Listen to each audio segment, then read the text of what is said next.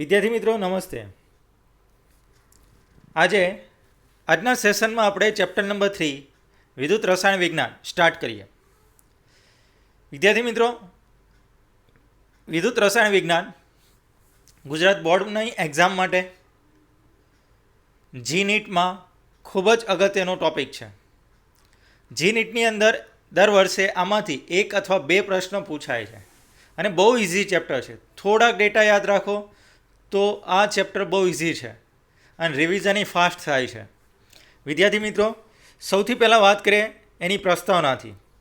પ્રસ્તાવનામાં પહેલા ફકરામાં કીધું છે કે રાસાયણિક પ્રક્રિયાને વિદ્યુત ઉર્જા પેદા કરવા માટે વાપરી શકીએ અને તેનાથી વિપરીત રીતે વિદ્યુત ઉર્જાનો ઉપયોગ રાસાયણિક પ્રક્રિયા જે સ્વયંસ્ફુરિત રીતે થતી નથી તેમને પાર પાડવા માટે કરી શકાય છે. એટલે કે રાસાયણિક પ્રક્રિયાથી વિદ્યુત ઉર્જા ઉત્પન્ન કરવામાં આવે, એ વિદ્યુત ઉર્જાનો સંગ્રહ કરી યોગ્ય જગ્યાએ જ્યાં રાસાયણિક પ્રક્રિયા થતી નથી ત્યાં એ વિદ્યુત ઉર્જાનો ઉપયોગ કરીને રાસાયણિક પ્રક્રિયા કરી શકાય છે. વિદ્યુત રાસાયણ વિજ્ઞાનમાં સ્વયંસ્ફુરિત રાસાયણિક પ્રક્રિયા દરમિયાન મુક્ત થયેલા ઉર્જાથી વિદ્યુત ઉત્પન્ન કરવાનો અને વિદ્યુતીય ઉર્જાનો અસ્વયંસ્ફુરિત રાસાયણિક પ્રક્રિયાને પાર પાડવાનો માટે થતો ઉપયોગ આ ચેપ્ટરની અંદર અભ્યાસ કરીશું. આ વિષય બંને સૈદ્ધાંતિક અને પ્રાયોગિક ગણતરીઓના આધારે અગત્યનો છે. મોટી સંખ્યામાં ધાતુઓ, સોડિયમ હાઇડ્રોક્સાઇડ, ક્લોરિન, ફ્લોરિન અને બીજા ઘણા રસાયણો વિદ્યુત રાસાયણિક પદ્ધતિઓથી પેદા કરી શકાય છે. બેટરી અને બળતણ કોષ રાસાયણિક ઉર્જાનું વિદ્યુતીય ઉર્જામાં પરિવર્તન કરે છે. તો મોટા પાયે તેનો ઉપયોગ ઘણા બધા સાધનો અને ઉપકરણોમાં થાય છે. વિદ્યુત રાસાયણિક રીતે કરેલી પ્રક્રિયાઓ ઉર્જા સક્ષમ અને ઓછી પ્રદૂષક છે. આથી પર્યાવરણની મૈત્રી સ્વરૂપે નવી ટેકનોલોજીના સર્જન માટે વિદ્યુત રસાયણનો ઉપયોગ ઘણો અગત્યનો છે. સંવેદી સંકેતો મગજોનું આ કોષોમાં મારફતે સંચરણ અને તેનાથી ઉલટું પણ કોષોની વચ્ચે સંદેશાવ્યવહાર વગેરે વિદ્યુતીય રાસાયણિક મૂળ ધરાવે છે.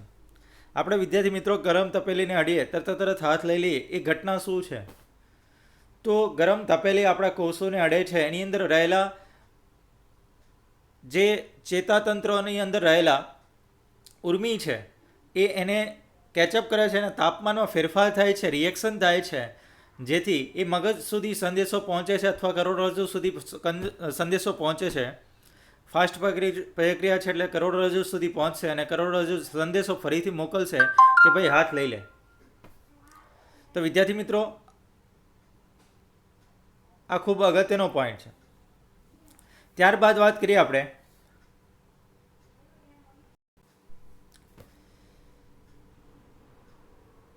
વિદ્યુત રસાયણ વિજ્ઞાન એટલા માટે જ ઘણો વિશાળ અને આંતરવિષયક વિષય છે. આ એકમમાં આપણે તેની માત્ર કેટલીક પ્રાથમિક બાબતોનો અભ્યાસ કરીશું. તો સૌથી પહેલાં વિદ્યુત રાસાયણિક કોષ કોને કહેવાય છે? વિદ્યુત રાસાયણિક કોષમાં યાદ રાખજો વિદ્યાર્થી મિત્રો, હું વ્યાખ્યા બોલું છું કે રાસાયણિક ઉર્જાનું વિદ્યુત ઉર્જામાં રૂપાંતર કરતા કોષને વિદ્યુત રાસાયણિક કોષ કહેવાય. ઝૂમિંગ કરીને જોઈએ તો આપણે ધોરણ 11માં એકમ નંબર 8માં આપણે ડેનિયલ કોષ વિશે ભણ્યા હતા. એ ડેનિયલ કોષની રચનામાં વાત કરીએ તો આપણે સૌથી પહેલાં વાત કરીએ એક પાત્રની અંદર રિવિઝન કરીએ. એક પાત્રની અંદર CuSO4નું દ્રાવણ લીધું હતું. હું બહાર લખું છું ફરીથી. એક પાત્રની અંદર CuSO4નું દ્રાવણ અને બીજા પાત્રની અંદર ZnSO4નું દ્રાવણ. તેમની અંદર કોપર સલ્ફેટના દ્રાવણમાં કોપરનો સળિયો વિદ્યુત ધ્રુવ તરીકે અને ZnSO4ના દ્રાવણમાં Znનો સળિયો લેવામાં આવે છે. આ બંને કોષને ક્ષાર સેતુ મારફતે ગોઠવવામાં આવે છે અને બંનેને વિદ્યુત ધ્રુવને ઇલેક્ટ્રોન પરિપથ દ્વારા જોડવામાં આવે છે. અહીંયા ડબલ એરા કર્યા એક જ આવે છે વિદ્યાર્થી મિત્રો, તાર એક જ છે.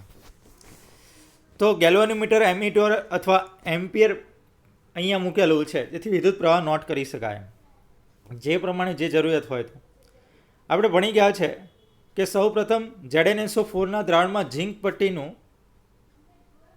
ઓક્સિડેશન થાય અને Zn+2 ઇઝ ગીવ્સ ટુ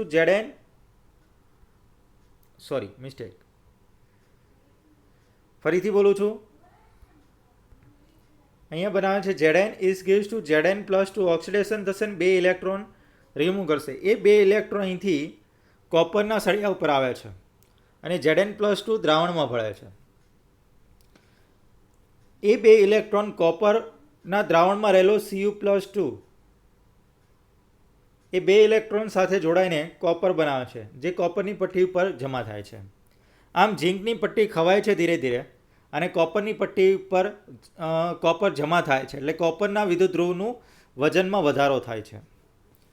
તો આ પ્રક્રિયા દરમિયાન અહીંયા ગેલ્વેનોમીટર ઉપર વિદ્યુત પ્રવાહ વહેતો દેખાય છે, એમ્પિયરમાં પણ વિદ્યુત પ્રવાહ દેખાય છે. તેથી કહી શકાય આપણે કે અહીં વિદ્યુત ઉર્જાનું સ્વયંસ્ફુરિત આપણે એમ કહી શકાય રાસાયણિક ઉર્જામાં રૂપાંતર થાય છે. અહીંયા ખાસ અગત્યનો પોઈન્ટ છે આ, ત્યાં પણ મેં ચર્ચા કરેલી આ ક્ષાર સેતુનો ઉપયોગ શા માટે કરવામાં, એનો ઉપયોગ શું છે? તો બંને અર્ધકોષોને જોડવાનું કામ કરે છે. બંને અર્ધકોષોને આપણે એમ કહી શકાય ચાર્જ રહિત કરવાનું કામ કરે છે, મતલબ તટસ્થ રાખવાનું કામ કરે છે. ત્રીજો પોઈન્ટ આપણે એમ કહી શકાય કે નેગેટિવ ચાર્જનું વહનનું કાર્ય કરે છે, મતલબ SO4-2 આયનનું વહન કરે છે. વિદ્યાર્થી મિત્રો, ખાસ અગત્યનો પોઈન્ટ છે. તો શા માટે SO4-2નું જ આયનનું અહીંયા જે ક્ષાર સેતુ તરીકે લીધો છે, આપણે એમ કહી શકાય NH4Cl પ્લસ KCl લીધો છે. શા માટે આનો જ ઉપયોગ કરવામાં આવે છે? NH4Cl અથવા KCl અથવા KNO3, બરાબર. તો NH4 પ્લસ અને Cl માઇનસ આ બંને આયનનો વેગ એક સરખો છે. આ બંને આયનનો વેગ સરખો છે. SO4-2 આવે, જેવો નજીક આવે તો એને શું કરે છે? પોતાની તરફ NH4 પ્લસ એટ્રેક્ટ થાય છે. આ પણ એટ્રેક્ટ જ છે, બંને એક સાથે જાય છે અને SO4-2 કોપરના દ્રાવણમાં આપણે એમ કહી શકાય ઝીંકના દ્રાવણમાં નાખી આવે છે. તેથી આપણે એમ કહી શકાય કે વિદ્યુતીય તટસ્થતા જળવાઈ રહે, સાંદ્રતા જળવાઈ રહે. તો વિદ્યાર્થી મિત્રો, આ ખાસ ઉપયોગી છે. તો આપણે ક્ષાર સેતુ ની અંદર કયા કયા દ્રાવણો લઈ શકાય? NH4Cl, KCl અને KNO3. જ્યારે AgNO3 હશે, ધ્યાનમાં રાખજો, દ્રાવણ તરીકે AgNO3 લીધું હશે ક્ષાર સેતુમાં, ત્યારે KCl લેવો નહીં, કારણ કે Ag અને Cl ભેગા થઈને AgClનું સોલિડ સ્વરૂપ રૂપાંતર કરી નાખશે. એટલા માટે ધ્યાનમાં રાખજો, આ પણ પોઈન્ટ અગત્યનો છે. હવે એની વિદ્યુત રાસાયણિક કોષની પ્રક્રિયા જોઈએ. કેથોડ પર થતી પ્રક્રિયા copper+2 electron is gives to copper. Anode પર થતી પ્રક્રિયા Zn+2 ઇલેક્ટ્રોન. આ બંનેનો સરવાળો કરીએ તો 2 ઇલેક્ટ્રોન ઉડી જશે, તો વધશે Zn plus copper+2 is gives to copper plus Zn+2. આ વધુ છે. આ રેડોક્સ પ્રક્રિયા છે. આપણે ભણી ગયા રેડોક્સ પ્રક્રિયા એટલે જે પ્રક્રિયામાં ઓક્સિડેશન અને રિડક્શન બંને પ્રક્રિયા થતી હોય તેને રેડોક્સ પ્રક્રિયા કહેવાય. તો ડેનિયલ કોષની રેડોક્સ પ્રક્રિયા મેં દોરેલી છે. ત્યારબાદ વાત કરીએ આપણે, અહીંયા આપણને કોષની અંદર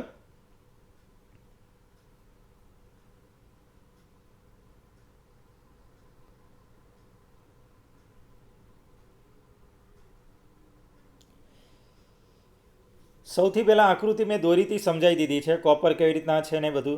તો ઓલરેડી જો અહીંથી વાત કરીએ, ઇલેક્ટ્રોનનું વહન થયું છે આ બાજુની દિશામાં ઝીંકથી આપણને કોપર તરફ, અને કોપર ઇલેક્ટ્રોન અહીં આવે, કોપર સાથે પ્રક્રિયા કરે, કોપર ઉપર જમા થાય. હવે વાત કરીએ આગળ. જ્યારે Zn+2 અને Cu+2 આયનની સાંદ્રતા 1 એકમ હોય ત્યારે તેનો વિદ્યુતીય પોટેન્શિયલ 1.1 વોલ્ટ જેટલો થાય છે. આ કોષને ગેલ્વેનિક કોષ, વોલ્ટેઇક કોષ અથવા ડેનિયલ કોષ કહેવાય છે. આ કેવી રીતના શોધીએ? તો વિદ્યાર્થી મિત્રો, આપણે ભણી ગયા છીએ, મેં તમને અગાઉ પણ કીધું હતું એક વાત, જ્યારે રેડોક્સ પ્રક્રિયા ચલાવતો ત્યારે E સેલ બરાબર E theta reduction minus E theta oxidation. અહીંયા રિડક્શન પોટેન્શિયલનું મૂલ્ય માઇનસ ઓક્સિડેશન પોટેન્શિયલનું મૂલ્ય. copper+2 ઇલેક્ટ્રોન મેળવે અને 2 ઇલેક્ટ્રોન મેળવે અને કોપર બનાવે, તેનો રિડક્શન પોટેન્શિયલનું મૂલ્ય પ્રમાણિત 0.34 વોલ્ટ છે. તો આપણે એમ કહી શકાય 0.34 અહીંયા લખીએ. માઇનસ Znમાંથી Zn+2 ઇલેક્ટ્રોન રૂપાંતર થાય ત્યારે તેના ઇલેક્ટ્રોન પોટેન્શિયલ મૂલ્ય -0.76 છે. તો માઇનસ માઇનસ શું થઈ જશે? +0.76. આ બેનો સરવાળો કરો એટલે કેટલા થશે? 1.1 વોલ્ટ થશે, જે અહીંયા લખ્યું છે. આ સૂત્ર આગળ આવવાનું છે, હું તમને ડિટેલમાં લઈશ. જો ગેલ્વેનિક કોષમાં બાહ્ય વિરુદ્ધ પોટેન્શિયલ લાગુ પાડીએ અને ધીમે ધીમે વધારતા જઈએ તો આપણને જણાશે કે જ્યાં સુધી બાહ્ય વિરુદ્ધ પોટેન્શિયલ 1.1 વોલ્ટ થશે નહીં ત્યાં સુધી પ્રક્રિયા ચાલુ રહેશે અને પ્રક્રિયા સંપૂર્ણ રીતે બંધ થશે નહીં અને કોષમાંથી પ્રવાહ વહેવાનો બંધ થશે નહીં. બાહ્ય પોટેન્શિયલમાં હજુ પણ વધારો કરવામાં આવે તો પ્રક્રિયા ફરી શરૂ થશે, પણ વિરુદ્ધ દિશામાં થશે.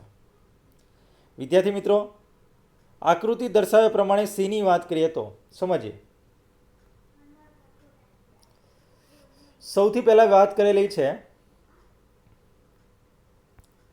એ વિદ્યુત પ્રવાહ છે. ચેક કરો અહીંયા આ કોષની અંદર. એની અંદર બાહ્ય વિદ્યુત પ્રવાહ ચાલુ કરીએ. વિદ્યુત પ્રવાહ આપવામાં આવે, એક તો સ્વયંભૂ રીતે વિદ્યુત પ્રવાહ તો થાય છે, પણ બાહ્ય રીતે આપવામાં આવે તો વિદ્યુત પ્રવાહ ચાલુ રહે છે. ક્યાં સુધી ચાલુ રહે છે પ્રક્રિયા? જ્યાં સુધી 1.1 વોલ્ટ 1.1 વોલ્ટ થશે નહીં ત્યાં સુધી પ્રક્રિયા ચાલુ થશે અને પ્રક્રિયા સંપૂર્ણ રીતે બંધ થશે નહીં. કોષમાંથી પ્રવાહ વહેવાનો બંધ થશે નહીં.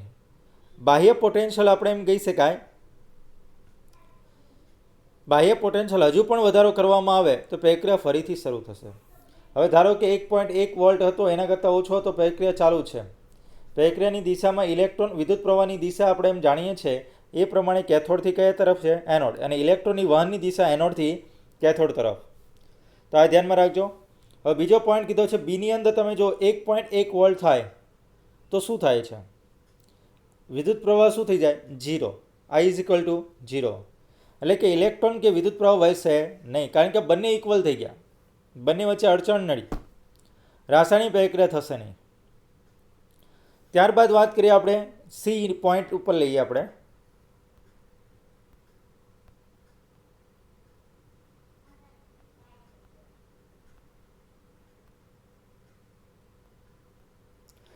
જો વિદ્યુત વિભાજનની કોષ તરીકે કાર્ય કરે છે એવું ઉપકરણ છે જેમાં વિદ્યુતીય ઉર્જા અસ્વયંસ્ફુરિત રાસાયણિક પ્રક્રિયા થવા માટે વપરાશે, અને બંને પ્રકારના કોષ ઘણા અગત્યના છે.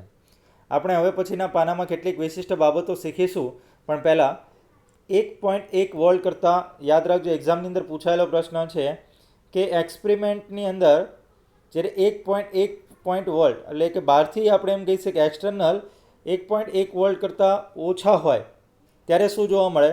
તો ઇલેક્ટ્રોન ઝીંકના સળિયા પરથી કોપરના સળિયા પર વહે છે, તેથી વિદ્યુત પ્રવાહ કોપરથી ઝીંક તરફ વહેશે. એનોડ પર ઝીંક ઓગળે છે અને કેથોડ પર કોપર પર વિદ્યુત ધ્રુવ પર કોપર જમા થાય છે.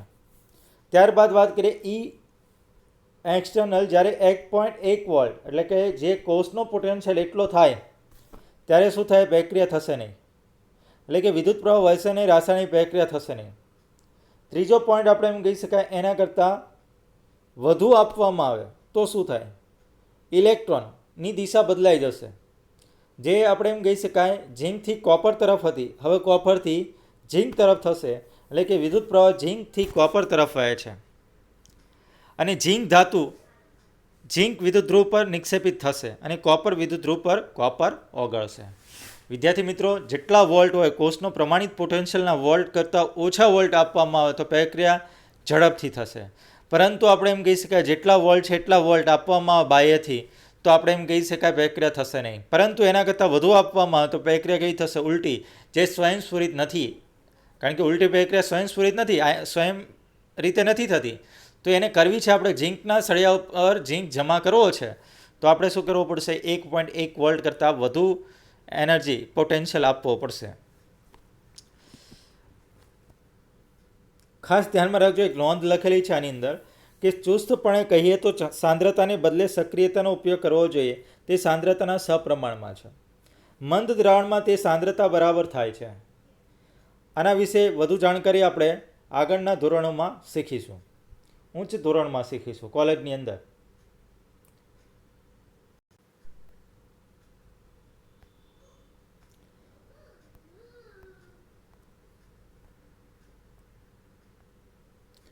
એના પછી વાત કરીએ ગેલ્વેનિક કોષ. ગેલ્વેનિક કોષ વિશે વાત કરીએ તો ગેલ્વેનિક કોષ એવા વિદ્યુત રાસાયણિક કોષ છે જે સ્વયંસ્ફુરિત રેડોક્સ પ્રક્રિયાની રાસાયણિક ઉર્જાનું વિદ્યુત ઉર્જામાં પરિવર્તન કરે છે. આ ઉપકરણમાં સ્વયંસ્ફુરિત રેડોક્સ પ્રક્રિયા ગિબ્સ ઉર્જાનું વિદ્યુતીય કાર્યમાં રૂપાંતર થાય છે. ગિબ્સ ઉર્જા એટલે આપણે એમ કહી શકીએ ડેલ્ટા જી. ડેલ્ટા જીનું મૂલ્ય હંમેશા ઋણ થાય તો આપણે ભણી ગયા છે કે પ્રક્રિયા સ્વયંસ્ફુરિત થાય.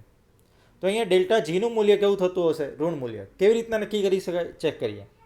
ડેલ્ટા જીનું સૂત્ર આપણે ભણ્યા હતા મુક્ત ઉર્જામાં minus N F E cell. યાદ આવે છે? જ્યાં આપણે એન બરાબર લઈ શકાય બાહ્ય કોષમાં પરિપથમાં વહેતા ઇલેક્ટ્રોનની સંખ્યા. તો અહીંયા 2 છે. તો 2 ક્રોસ ફેરાડે અચળાંક 96,500. ઈ સેલ અહીંયા આપણને આપેલ છે ગુણ્યા 1.1 વોલ્ટ. તો ગુણાકાર કરો અને મૂલ્ય કેવું મળવાનું? માઇનસ મળે તો પ્રક્રિયા સ્વયંસ્ફુરિત છે. ડેનિયલ કોષની રેડોક્સ પ્રક્રિયા આપણે જાણીએ છીએ એ પ્રમાણે ઝિંક સોલિડ સ્વરૂપમાં પ્લસ કોપર +2 એક્વાયસ Zn+2 ઇઝગેસ to Zn+2 plus copper solid. આ બંને અર્ધ પ્રક્રિયાનો એટલે કે રિડક્શન અર્ધ પ્રક્રિયા અને ઓક્સિડેશન અર્ધ પ્રક્રિયાનો સરવાળો છે એવું દર્શાવેલ છે, જે આપણે અગાઉ જોયું. આ પ્રક્રિયાના ડેનિયલ કોષમાં 2 જુદા જુદા ભાગોમાં થાય છે. રિડક્શન અર્ધ પ્રક્રિયા કોપર વિદ્યુત ધ્રુવ પર જમા થાય છે, જ્યારે ઓક્સિડેશન અર્ધ પ્રક્રિયા ઝિંક વિદ્યુત ધ્રુવ પર જમા થાય છે. કોષના આ બંને ભાગોના અર્ધકોષ અથવા રેડોક્સ યુગ્મ પણ કહેવામાં આવે છે. કોપર વિદ્યુત ધ્રુવ રિડક્શન અર્ધકોષ અને ઝિંક ધ્રુવને ઓક્સિડેશન અર્ધકોષ તરીકે ઓળખાય છે. વિદ્યાર્થી મિત્રો, જે આપણે 2 કોષની વાત કરી હતી, કોપર સલ્ફેટના દ્રાવણમાં CuSO4ના દ્રાવણમાં કોપરનો સળિયો અને આપણે એમ કીધું હતું ZnSO4ના દ્રાવણમાં ઝિંક પટ્ટી ડુબાડેલી છે. તો આ અર્ધકોષને રિડક્શન અર્ધકોષ કહેવાય અને આ અર્ધકોષને ઓક્સિડેશન અર્ધકોષ કહેવાય. જેને આપણે સાંકેતિક નિરૂપણમાં દર્શાવવું હોય તો આ રીતના દર્શાવતા હતા. Cu+2 સિંગલ લાઇન સ્લેશ અને Cu આ રીતના દર્શાવતા હતા. ઓક્સિડેશન અર્ધ પ્રક્રિયાને સાંકેતિક નિરૂપણમાં દર્શાવવું હોય તો આ રીતના Zn+2 Zn. તો ખ્યાલ આવજો. આ રીતના પણ ઘણી વખત આપેલું હોય, ધ્યાનમાં રાખજો વિદ્યાર્થી મિત્રો, તો ખ્યાલ આવવો જોઈએ. એના પછી વાત કરીએ આપણે જુદા જુદા અર્ધકોષના સંયોગીકરણથી ડેનિયલ કોષની ભાત પર અસંખ્ય ગેલ્વેનિક કોષની રચના કરી શકીએ છીએ. દરેક અર્ધકોષ ધાત્વીય વિદ્યુત ધ્રુવ ધરાવે છે, વિદ્યુત વિભાજનમાં ડૂબાડેલા હોય છે અને આ બંને અર્ધકોષને વોલ્ટમીટર મારફતે ધાત્વીય વાયર બાહ્ય રીતે સ્વિચથી જોડવામાં આવે છે. બંને અર્ધકોષના વિદ્યુત વિભાજ્યને આંતરિક રીતે આકૃતિમાં દર્શાવ્યા પ્રમાણે ક્ષાર સેતુ મારફતે જોડવામાં આવે છે. કેટલીક વાર બંને વિદ્યુત ધ્રુવને એક જ વિદ્યુત વિભાજ્યના દ્રાવણમાં ડૂબાડવામાં આવે છે અને આવા કિસ્સામાં ક્ષાર સેતુની જરૂર પડતી નથી. આપણે ઓલરેડી ડેનિયલ કોષની રચના ભણી ગયા છે. મેં હમણાં જ વાત કરેલી એ પ્રમાણે કે અહીંયા ક્ષાર સેતુ મારફતે આ કોષને જોડવામાં આવે છે, પણ ઘણા એવા કોષ હોય છે એમાં ક્ષાર સેતુની જરૂરિયાત નથી. એમાં શું હોય? દાખલા તરીકે કોપર સલ્ફેટના દ્રાવણમાં ઝિંકની પટ્ટી ડુબાડવામાં આવે, આપણે યાદ કરીએ તો કોપર ઉપર જમા થાય છે, ઝિંક શું થાય છે? દ્રાવણમાં દાખલ થાય છે. એટલે કોપર સલ્ફેટનું બ્લુ કલરનું રંગ છે એ ધીરે ધીરે ઝાંખું થતું જશે અને રંગવિહીન બનશે. તો આ પોઈન્ટની અંદર ક્ષાર સેતુની જરૂરિયાત હોતી નથી. તો વિદ્યાર્થી મિત્રો, આ બધું આપણે ભણેલા છીએ પણ રિવિઝન કરીએ છીએ, ધ્યાનમાં રાખજો, ખાસ અગત્યનો છે. પછી દરેક વિદ્યુત વિભાજનની આંતર સપાટી પર ધાતુ આયન દ્રાવણમાંથી વિદ્યુત ધ્રુવ પર નિક્ષેપિત થવાનું વલણ ધરાવે છે. તેને ધન વીજભારિત બનવાનો પ્રયત્ન કરે છે. આ જ સમયે વિદ્યુત ધ્રુવના ધાતુ પરમાણુને આયન તરીકે દ્રાવણમાં જવાનું વલણ હોય છે અને વિદ્યુત ધ્રુવ પર ઇલેક્ટ્રોન છોડી જાય છે, જેથી તેને ઋણ વીજભારિત બનવાનો પ્રયત્ન કરે છે. સંતુલન વીજભારનું અલગીકરણ હોય છે અને આ બંને એકબીજાની વિરુદ્ધ પ્રક્રિયાના વલણના આધારે દ્રાવણની સાપેક્ષ ધનભાર કે ઋણભાર ધરાવે છે. વિદ્યુત ધ્રુવ અને વિદ્યુત વિભાજ્ય વચ્ચે પોટેન્શિયલના તફાવતનો વિષય છે, જેને વિદ્યુત ધ્રુવ પોટેન્શિયલ કહેવાય છે. જ્યારે અર્ધ પ્રક્રિયામાં સમાવિષ્ટ આયનની સાંદ્રતા 1 છે ત્યારે વિદ્યુત ધ્રુવ પોટેન્શિયલ પ્રમાણિત વિદ્યુત ધ્રુવ પોટેન્શિયલ કહેવાય છે. IUPAC પ્રણાલિકા પ્રમાણે પ્રમાણિક રિડક્શન પોટેન્શિયલને હવે પ્રમાણિક વિદ્યુત ધ્રુવ પોટેન્શિયલ પણ કહેવાય છે. ગેલ્વેનિક કોષમાં જે અર્ધકોષમાં ઓક્સિડેશન પ્રક્રિયા થાય છે તે અર્ધકોષમાં રહેલા વિદ્યુતધ્રુવને એનોડ વિદ્યુતધ્રુવ અને તેના દ્રાવણની સાપેક્ષ પોટેન્શિયલ ઋણ હોય છે. બીજા અર્ધકોષ એટલે કે રિડક્શનમાં પ્રક્રિયા થાય છે તેને કેથોડ કહેવાય છે અને તે ધન પોટેન્શિયલ છે. આથી બંને ધ્રુવો વચ્ચેના પોટેન્શિયલના તફાવત ઉદ્ભવે છે, જેથી સ્વિચને ચાલુ સ્થિતિ પર મૂકવામાં આવે ત્યારે ઋણ વિદ્યુતધ્રુવથી ધન વિદ્યુતધ્રુવ તરફ ઇલેક્ટ્રોનનો પ્રવાહ, વિદ્યુત પ્રવાહનું વહન ઇલેક્ટ્રોનના પ્રવાહની દિશામાં વિરુદ્ધ દિશામાં થાય છે. વિદ્યાર્થી મિત્રો, મેં આ બધું હમણાં સમજાવી દીધું. ફરીથી એક વાત સમજાવું છું તમને કે અહીંયા શું કહેવા માંગે છે. કોપર સલ્ફેટના દ્રાવણમાં કોપરની પટ્ટી, ઝીંક સલ્ફેટના દ્રાવણમાં ઝીંકની પટ્ટી ડૂબાડેલી છે. તો સૌથી પહેલાં અહીંયા ક્ષાર સેતુ મારફતે પ્રક્રિયા થાય તો ઝેડએનમાં શું થાય છે? ઝેડએનની પટ્ટી છે એ Zn+2 ઇલેક્ટ્રોન રિમૂવ કરે છે અને આ Zn+2 છે એ દ્રાવણની અંદર એકઠું થાય છે. તો અહીં Zn+2 એકઠા થતા જશે. મતલબ આ કોષ કેવો બને છે? ધનભારિત. સમજાય છે? કારણ કે દ્રાવણની અંદર ધનભારિત છે. પરંતુ વાત કરીએ તો એના ઉપર રહેલો વિદ્યુતધ્રુવ છે એ પોટેન્શિયલ ઋણ વીજભારિત દર્શાવવામાં આવે તો જ એ જકડાયેલા રહે. અને વાત કરીએ એવી રીતના કોપર સલ્ફેટના દ્રાવણમાં છે, અહીંયાથી ઇલેક્ટ્રોન આવ્યો એનોડ પરથી, કોપર ઇલેક્ટ્રોન આવ્યો દ્રાવણમાં રહેલો Cu+2 અને SO4-2 છે આ બંને. તો આ Cu+2 બે ઇલેક્ટ્રોન સાથે પ્રક્રિયા કરીને શેમાં રૂપાંતર થશે? Cuમાં. તો વધશે શું? SO4-2 દ્રાવણમાં. તો ઋણ વીજભારિત દ્રાવણ બનશે અને તેથી ઉપરનો જે ધન કેથોડ તરીકે વિદ્યુતધ્રુવ છે એને ધન ભારિત લેવામાં આવે છે. આથી ઇલેક્ટ્રોનનું વહન ઋણથી વિદ્યુતધ્રુવથી ધન ધ્રુવ તરફ જાય છે. વિદ્યાર્થી મિત્રો, તો આ વસ્તુ એને સમજૂતી આપી છે અહીંયા. એના પછી વાત કરીએ આપણે વિદ્યુતધ્રુવ પોટેન્શિયલનું માપન. હકીકતમાં વિદ્યુતધ્રુવ પોટેન્શિયલનું માપન, આમ તો પહેલાં વિદ્યુતધ્રુવ કેટલા છે, કેટલા પ્રકારના છે? તો આપણે 3 પ્રકારના વિદ્યુતધ્રુવ હોઈ શકે. પહેલો પોઈન્ટ આપણે યાદ રાખજો, સક્રિય વિદ્યુતધ્રુવ, બીજો નિષ્ક્રિય વિદ્યુતધ્રુવ અને ત્રીજો હાઇડ્રોજન વિદ્યુતધ્રુવ. સક્રિય વિદ્યુતધ્રુવ કોને કહેવાય? તો વિદ્યાર્થી મિત્રો, જે ધાતુ છે એ પ્રક્રિયામાં ભાગ લે અને પ્રક્રિયામાં વપરાય તેને સક્રિય વિદ્યુતધ્રુવ કહેવાય. હમણાં જોયું ઝીંક ખવાય છે, ઝીંક વિદ્યુતધ્રુવ ખવાય છે અને કોપરનો વિદ્યુતધ્રુવ પર કોપર જમા થાય છે. તો આ બધું પોઈન્ટ શું છે? દર્શાવે છે કે સક્રિય વિદ્યુતધ્રુવ. બરાબર વિદ્યાર્થી મિત્રો, અને જ્યારે આપણે એમ કહી શકાય તો કોપર, ઝીંક આવા વિદ્યુતધ્રુવો છે, કોબાલ્ટ છે, બરાબર, તો આ બધા વિદ્યુતધ્રુવ સક્રિય વિદ્યુતધ્રુવ છે. નિષ્ક્રિય વિદ્યુતધ્રુવની વાત કરીએ તો નિષ્ક્રિય વિદ્યુતધ્રુવ એટલે એવા વિદ્યુતધ્રુવ જે પ્રક્રિયામાં વપરાતો નથી, પરંતુ પ્રક્રિયાને અંતે મૂળ અવસ્થામાં હોય છે. પ્રક્રિયા થવા માટે સપાટી પૂરી પાડે છે. આ ખૂબ અગત્યનો પોઈન્ટ છે. ઓલે સપાટી પૂરું પાડતો પણ પોતે વપરાતો હતો.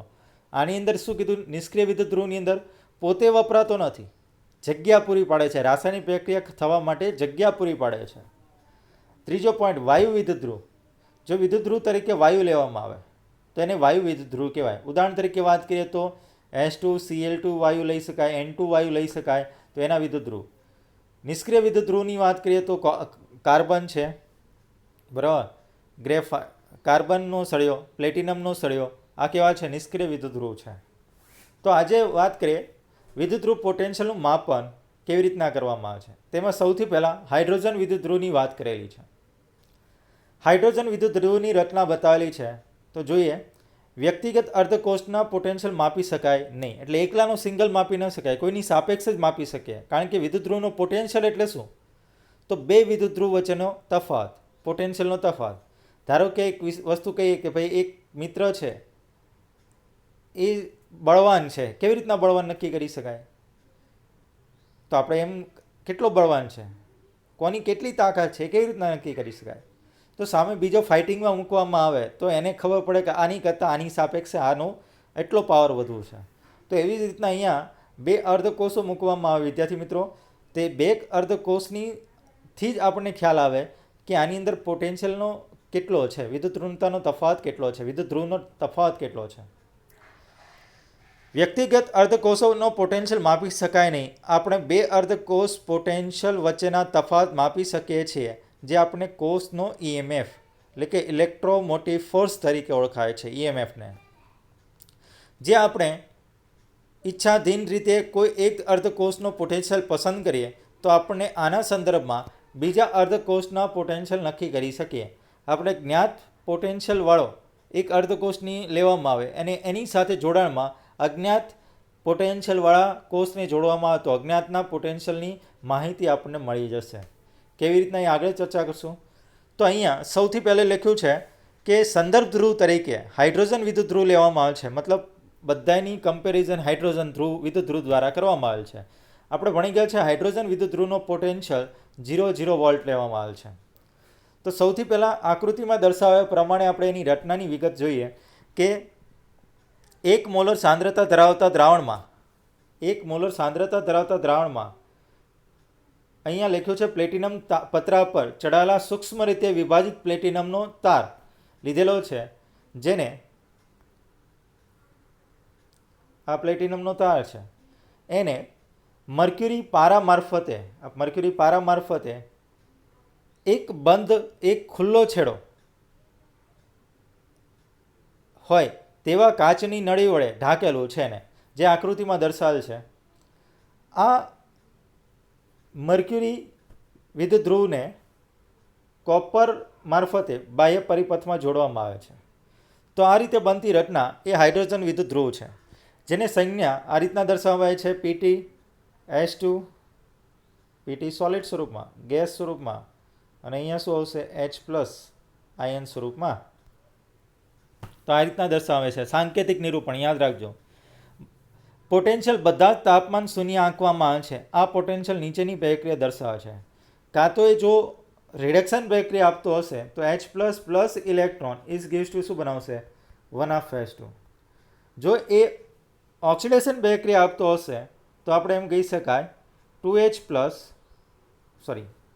ઓક્સિડેશન પ્રક્રિયા આપતો હશે તો 1/2 is gives to H++ electron. 1/2 મેં લખી ન શકાય પણ 2 લખો તો ચાલે. 2H++ 2 electron. તો આ રીતના પ્રક્રિયા આપે છે, તો ખાસ ધ્યાનમાં રાખજો. અહીંયા લખ્યું છે પ્રમાણિત હાઇડ્રોજન વિદ્યુત ધ્રુવ પ્લેટિનમ બ્લેકનું પર ચડાવેલ પ્લેટિનમ વિદ્યુત ધ્રુવ છે. વિદ્યુત ધ્રુવને એસિડમાં દ્રાવણમાં ડુબાડવામાં આવે છે અને શુદ્ધ હાઇડ્રોજન વાયુ તેમાંથી પસાર કરવામાં આવે છે. હાઇડ્રોજન રિડક્શન પામેલા ઓક્સિડેશન પામેલા બંને સ્વરૂપોની સાંદ્રતા એક જળવાઈ રહે છે. આ મીમ સૂચવે છે કે હાઇડ્રોજન વાયુનું દબાણ 1 બાર છે અને દ્રાવણના હાઇડ્રોજન આયનની સાંદ્રતા 1 મોલર છે. ત્યારબાદ વાત કરીએ આપણે 298 કેલ્વિન તાપમાને પ્રમાણિત હાઇડ્રોજન વિદ્યુત ધ્રુવને એનોડ તરીકે અને બીજા અર્ધકોષ કેથોડ તરીકે લઈએ તો રચાતો કોષ પ્રમાણિત હાઇડ્રોજન વિદ્યુત ધ્રુવ અર્ધકોષ / બીજો અર્ધકોષ EMFનું મૂલ્ય બીજા અર્ધકોષના રિડક્શન પોટેન્શિયલનું મૂલ્ય આપે છે. જો ઓક્સિડેશન પામેલી અને રિડક્શન પામેલી સ્પીસીસ સ્વરૂપે જમણી બાજુના અર્ધકોષ 1 એકમમાં હોય તો કોષ પોટેન્શિયલ પ્રમાણિત વિદ્યુત ધ્રુવ પોટેન્શિયલ બરાબર થશે. તો આપણને દર્શાવવામાં આવ્યું છે E θ. મેં હમણાં જ એક સૂત્ર લખ્યું હતું, એ સૂત્ર લખ્યું છે અહીંયા. E θ બરાબર E θ r right minus E θ left. આપણે જાણીએ છીએ કોઈપણ કોષ પોટેન્શિયલનું સાંકેતિક નિરૂપણ કરવું હોય તો કેવી રીતના કરી શકાય. ડેનિયલ કોષની વાત કરીએ પહેલાં તો ડેનિયલ કોષમાં આ રીતના લખે છે કે એનોડ હોય એ પહેલાં લખે છે અહીંયા નેગેટિવ ચાર્જ એનોડ Zn+2 ક્ષાર સેતુ હતો આપણે એમ કહી શકાય Cu+2 Cu. અહીંયા પોઝિટિવ ચાર્જ આ સોલિડ છે, આ એક્વાઇસ છે, અહીંયા એક્વાઇસ છે, અહીંયા સોલિડ છે. આની સાંદ્રતા 1 મોલર છે, આની સાંદ્રતા 1 મોલર છે. બરાબર, એ રીતના દર્શાવવામાં આવે છે. તો તમે ચેક કરો અહીંયા જમણી બાજુ શું છે. બરાબર, તો આપણે એમ કહી શકાય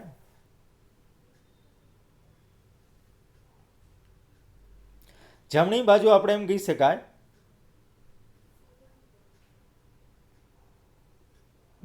જમણી બાજુ આપણે એમ કહી શકાય કોપર છે અને ડાબી બાજુ આપણે શું કહી શકાય એનોડ.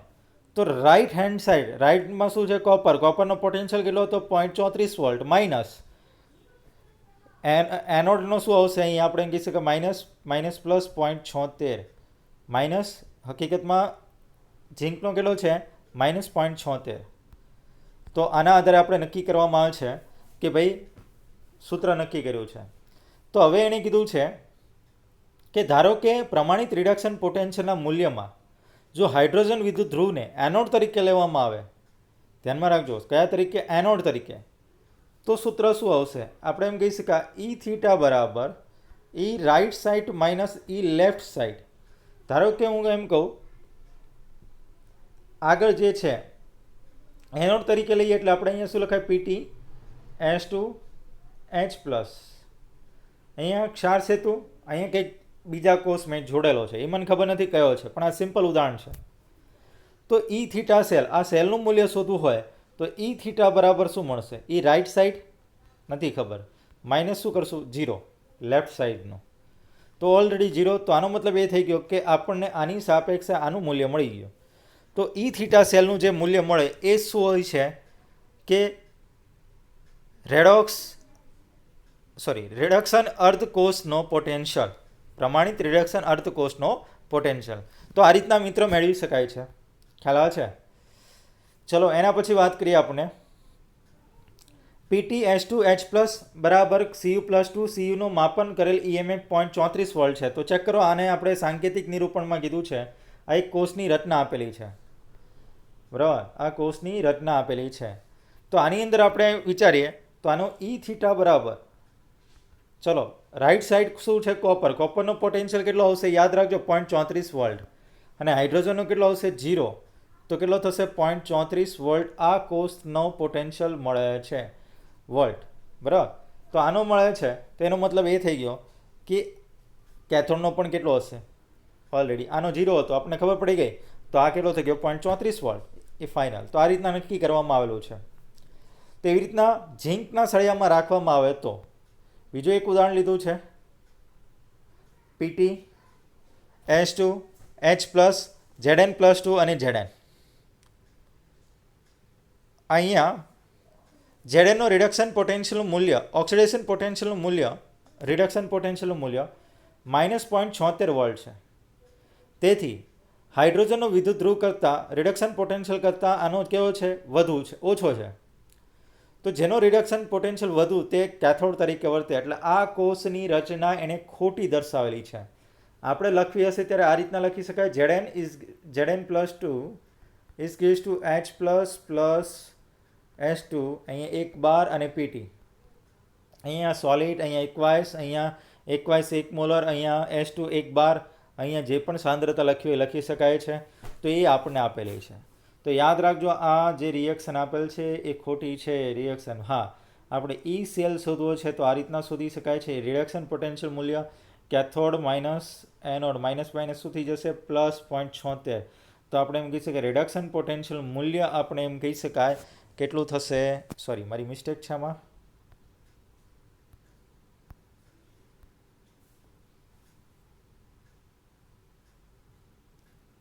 ઈ સેલ તો રિડક્શન પોટેન્શિયલ મૂલ્ય 0 -0.76 પ્લસ થઈ જશે. તો આ પોઈન્ટ અગત્યનો છે.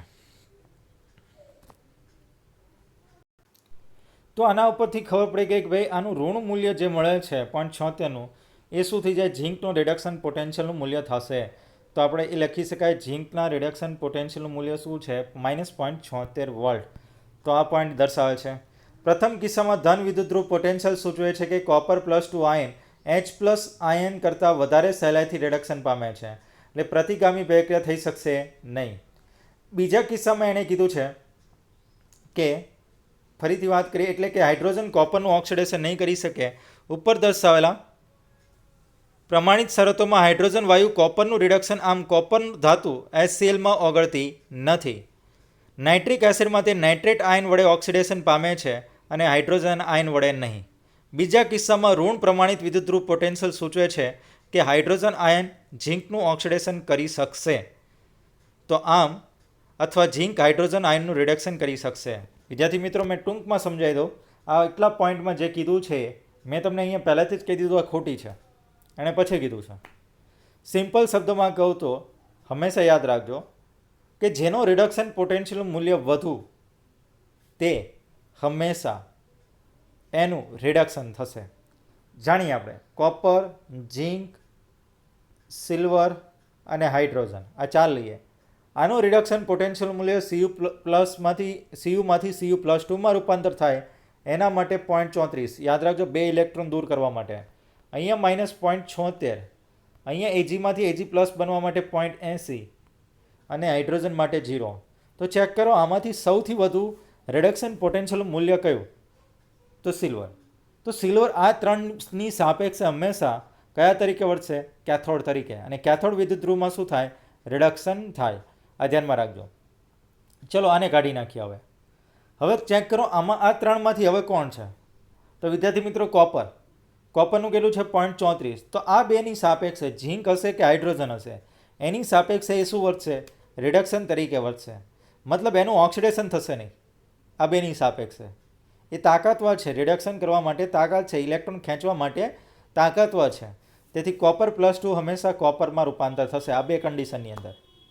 પરંતુ કોપર અને સિલ્વર લઈએ તો સિલ્વર રિડક્શન કરતા તરીકે વર્તશે. સિલ્વર છે એ એનું રિડક્શન થશે, જ્યારે આનું શું થશે? ઓક્સિડેશન. કારણ કે આનો રિડક્શન પોટેન્શિયલ મૂલ્ય વધુ છે. તો એક મંત્ર યાદ રાખો, જેનો રિડક્શન પોટેન્શિયલનું મૂલ્ય વધુ તેનું રિડક્શન થાય અને એ કેથોડ તરીકે વર્તે. યાદ રહેશે? તો બસ આ પોઈન્ટ ધ્યાનમાં રાખવાનું. એની એ જ પ્રક્રિયા સ્વયંભૂ રીતે થશે, બાકી સ્વયંભૂ રીતે થશે નહીં. કારણ કે બાકીનું ડેલ્ટા જીનું મૂલ્ય શું મળી જશે? ઋણ. ઉદાહરણ તરીકે લઈએ, જો આ કોષની વાત કરીએ તો અહીંયા શું થાય? ડાબી બાજુ તમારી ઓલરેડી આપણે એમ કહીશું કે જમણી બાજુ શું છે? -0.76 મૂકો, -0. તો મૂલ્ય કેવું મળશે? -0.76 સેલનું. સમજાય છે? તો હવે ઈ સેલ માઇનસ મૂલ્ય મળ્યું તો ડેલ્ટા જી બરાબર -NF ઈ સેલ. હવે ઈ સેલ કેવો મળે? માઇનસમાં. માઇનસ શું થઈ જાય? પ્લસ. તો પ્રક્રિયા સ્વયંભૂ રીતે થશે નહીં. તો આ પોઈન્ટ ધ્યાનમાં રાખજો વિદ્યાર્થી મિત્રો. અહીંયા સુધી રાખીએ. આગળનું સેશનમાં આપણે આની પછીની વાતો કરીશું. તો અહીંયા સુધી તમને સમજ પડી ગઈ હશે વિદ્યાર્થી મિત્રો. ટૂંકમાં સારાંશ કહી દો. આજે પહેલાં પ્રસ્તાવનામાં તો આપણે એટલું જ ભણ્યા છે કે રાસાયણિક ઉર્જાનું વિદ્યુત ઉર્જામાં રૂપાંતર થાય અને જે વિદ્યુત ઉર્જા ઉત્પન્ન થાય છે તેનો ઉપયોગ આપણે જે રાસાયણિક પ્રક્રિયા કરી શકતા નથી તેવી રાસાયણિક પ્રક્રિયા કરવા માટે ઉપયોગ કરીએ. આ ઉપરાંત એણે કીધું કે જીવન જરૂરિયાતની અંદર બેટરી અને આપણે એમ કહી શકાય બેટરી જેવા કોષો બનાવવામાં એનો ઉપયોગ કરીએ જેથી વિદ્યુત ઉર્જા ઉત્પન્ન કરી શકાય અને કેટલીક યાંત્રિક કાર્યો બેટરી દ્વારા કરી શકાય. પછી આપણે જોયું કે વિદ્યુત રાસાયણિક કોષમાં ડેનિયલ કોષની રચના. તો કોપર સલ્ફેટના દ્રાવણમાં કોપરનો સળિયો, ઝીંક સલ્ફેટના દ્રાવણમાં ઝીંકનો સળિયો. આ બંને અર્ધકોષને ક્ષાર સેતુ મારફતે જોડવામાં આવે. ક્ષાર સેતુ તરીકે અંદર દ્રાવણ NH4Cl, KCl, KNO3, AgNO3નું મિશ્રણ લઈ શકાય છે. તો ધ્યાનમાં રાખજો. આ ઉપરાંત વાત કરીએ તો આપણે એનું ક્ષાર સેતુનું કાર્ય શું છે? ખૂબ જ અગત્યનું છે. તો બંનેને જોડવાનું કાર્ય કરે છે, બંનેની વિદ્યુતીય તટસ્થતા જાળવી રાખવાનું કામ કરે છે, નેગેટિવ આયનના વહનનું કાર્ય કરે છે. તો અગત્યના પોઈન્ટ છે 3. ત્યારબાદ વાત કરીએ તો આપણે એમ કહી શકાય ઇલેક્ટ્રોનનો પ્રવાહ હંમેશા ઝીંકથી એટલે કે એનોડથી કેથોડ તરફનો છે હંમેશા, અને વિદ્યુત પ્રવાહ હંમેશા યાદ રાખજો કેથોડથી એનોડ તરફનો છે. અહીંયા એક પોઈન્ટ કીધું છે કે બાહ્ય પોટેન્શિયલ આપવામાં બાહ્ય ઉર્જા આપવામાં આવે જો 1.1 વોલ્ટ કરતાં ઓછી હોય તો પ્રક્રિયા ચાલુ રહેશે અને પ્રક્રિયા જે મેં કીધું એ પ્રમાણે ચાલુ રહેશે.